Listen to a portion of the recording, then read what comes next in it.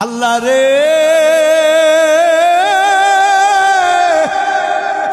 এই গুনাহগুলি নিয়া তোমার দরবারে কেমন করে হাজির হব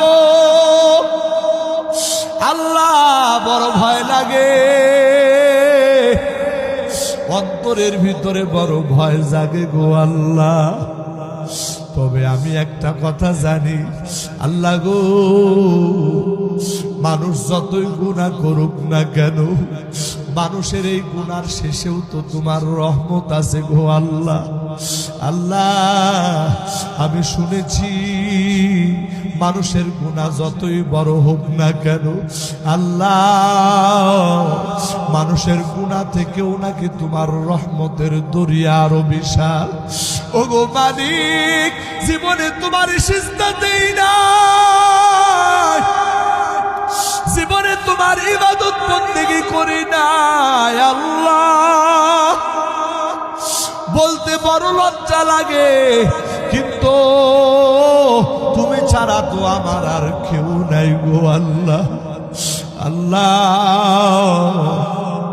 এই নাফরমান বান্দার প্রতি তুমি একটু দয়া করো না। এই কথা বলিয়া ওই যুবক ভাইটা কান্নাকাটি করে।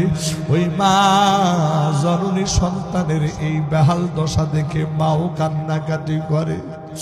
একটু পরে যুবক মায়ের হাতটা চাপিয়া ধরিয়া মাকে ডাক দিয়া বলে, মা আমি তোমারে দুইটা কথা বলবো। এক নাম্বার কথা হলো গো মা, এই দুনিয়ার থেকে আমার হায়াত যেই কোনো সময় শেষ হয়ে যাবে, যেই কোনো সময় আমি হয়তো বা দুনিয়া থেকে বিদায় নিয়ে যাব। মা গো মা, দুনিয়াতে মানুষ মারা গেলে কোন মুসলমানের কবরস্থানে দাফন করা হয়। ও গো মা, আমি মারা যাওয়ার পর আমারে কোন মুসলমানের কবরে দাফন করিও না। আমি যে কত বড় পাপী গো মা, আমার পাপের কারণে কবরের মানুষদের আযাব বেড়ে যাবে। ও গো মা, তোমারে দুইটা ওসিয়ত কইরা যায়। এক নাম্বার ওসিয়ত, আমার মৃত্যুর পরে তুমি আমারে মুসলমানদের কবরে দাফন করবা না। দুই নাম্বার ওসিয়ত, ও মা এই দুনিয়ার সব থেকে নিকৃষ্ট প্রাণী হলো কুকুর।